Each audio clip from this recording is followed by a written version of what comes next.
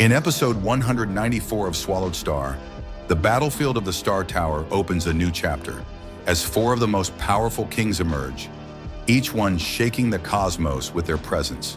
Nan Xing, the Zerg queen who commands the endless swarms of destruction. The Lifefall King of the Mechanical Clan, whose very body is forged from the essence of supreme technology. The seven sword kings of the human race, who wield seven divine blades that can tear through space itself. And the mysterious Tomb King of the Qi Mang Clan, whose blood-soaked blade leaves eternal tombs in its wake. These four beings are known throughout the universe as the Pseudo-Invincible Kings, a title both glorious and hollow. Though they stand at the very peak of their respective races, their might still falls short of the realm of the true Invincible Kings, the pinnacle of the immortal king domain. The term pseudo-invincible is not one to be taken lightly. It represents the limit that countless warriors can only dream of surpassing, yet it also signifies the gap between ultimate power and absolute dominion. In the world of Swallowed Star, the realm of the immortal king is not a single step, but a vast mountain divided into many tiers. From the initial king level to the invincible king level, each advancement demands an unfathomable leap in comprehension, strength, and divine essence. The Invincible Kings, like King Zhenyan, the living legend of humanity, are beings who have grasped the very essence of universal law. Their control over energy, their mastery of divine power, and their battle instincts have reached a level where even a single thought can shake a world. In contrast, the four newly revealed pseudo-kings, though unmatched among the ordinary kings, still walk in the shadow of the invincible tier. Take the seven sword kings, for instance. Within the human race, his name resounds as the sharpest blade, ranked third on the Mechanical Clan's must-kill list. His swordsmanship is said to reach the peak of perfection, each blade embodying a different law of space. Yet despite this terrifying reputation, the records are clear. Even his full strength cannot rival King Zhenyan. The difference is not in courage or weaponry, but in the essence of power. Zhenyan's control over the laws of space and time, his understanding of divine flow, is absolute. His every strike carries the inevitability of the cosmos itself. Then there is Nan Xing, the Zerg queen. Her divine body is vast and endless, capable of spawning billions of war insects, and her power surges like an unstoppable tide. Yet when faced with a universe venerable, even she has no escape. Her power, terrifying though it is, relies too heavily on the swarm and the blood of her species. Alone, she stands close to invincibility, but not quite within reach. The Lifefall King, mechanical and emotionless, embodies the pinnacle of technological might. His energy core burns with precision, and his metallic body can withstand attacks that would obliterate lesser kings. Yet even he cannot breach the boundary of true invincibility. His strength lies in engineering, not in enlightenment. The power of a true invincible king requires more than materials and computation. It demands the fusion of will and law, body and soul, in perfect unity. And then the mysterious Tomb King, a figure wrapped in shadows and silence. His weapon, the Blood Tomb Blade, has ended countless lives and sealed countless warriors in eternal graves. His combat power is tremendous, his instincts razor-sharp. Yet his reliance on his weapon betrays his weakness. The true invincible kings do not depend on external tools. Their power is born from within. The mysterious tomb. King's mastery of space laws is deep, but not absolute. His path of blood and slaughter has yet to cross into the serene perfection of invincibility. To ascend to the rank of a true invincible king, one must completely comprehend the mysteries of three spatial laws, merging them into one flawless unity. Only then does one's divine power undergo a transformation, exceeding all limits and creating an aura of invincibility that no ordinary king can match. The pseudo-kings, despite their brilliance, have not reached this final comprehension. They fight with ferocity and intelligence, but their strength still depends on external treasures and momentary surges of power. During the battle for the Star Tower, this difference becomes painfully clear. The four kings, facing overwhelming opponents and deadly traps, often resort to burning their divine bodies, a desperate and dangerous act. To ignite one's divine essence is to sacrifice eternity for a fleeting burst of might. It is a technique born of necessity, not mastery.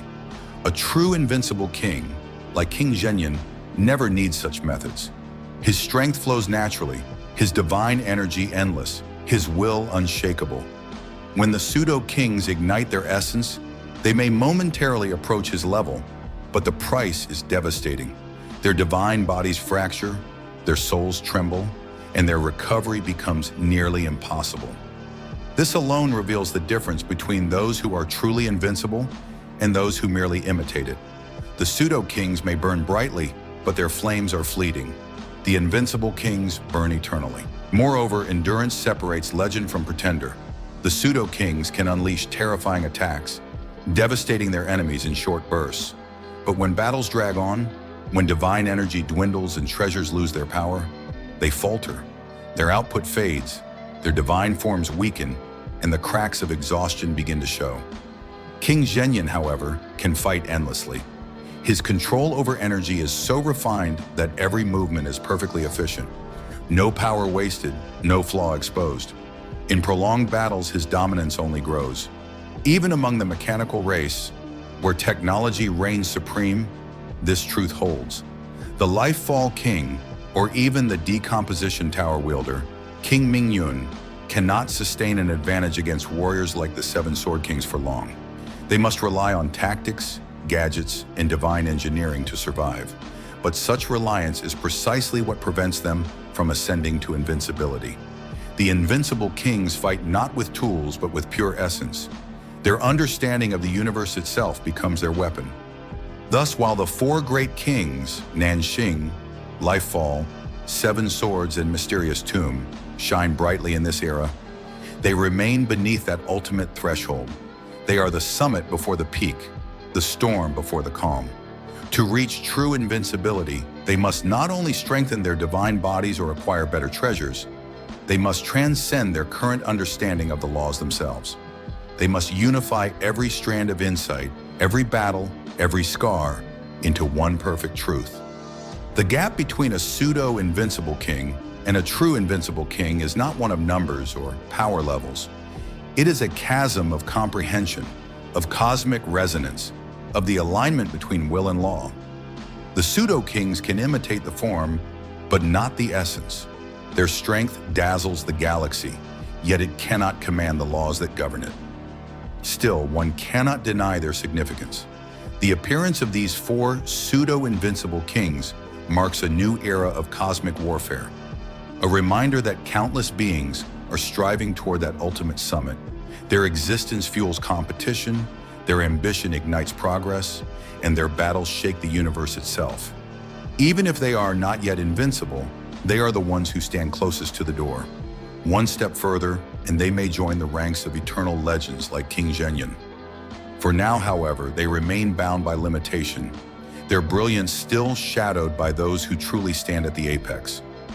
And yet, within that shadow lies the spark of possibility, the promise that one day, through countless trials and revelations, the pseudo-kings of today may become the invincible kings of tomorrow. That is the eternal cycle of Swallowed Star. Endless struggle, endless transcendence. In the universe where gods and kings battle for supremacy, every being, no matter how great, has a higher peak to climb. The four pseudo-invincible kings, though not yet at the summit, have already carved their names into the annals of cosmic history. They are not yet invincible, but they are the storm that heralds the coming of those who are. And so, in the vast and boundless universe of Swallowed Star, where countless beings rise and fall in pursuit of ultimate strength, the appearance of the four pseudo-invincible kings marks not an end, but a beginning. They may not yet stand at the summit alongside the true invincible kings, but their every battle, every scar, and every drop of divine blood shed brings them closer to that eternal realm. The path to invincibility is one of endless trials, where comprehension outweighs power and will surpass his form.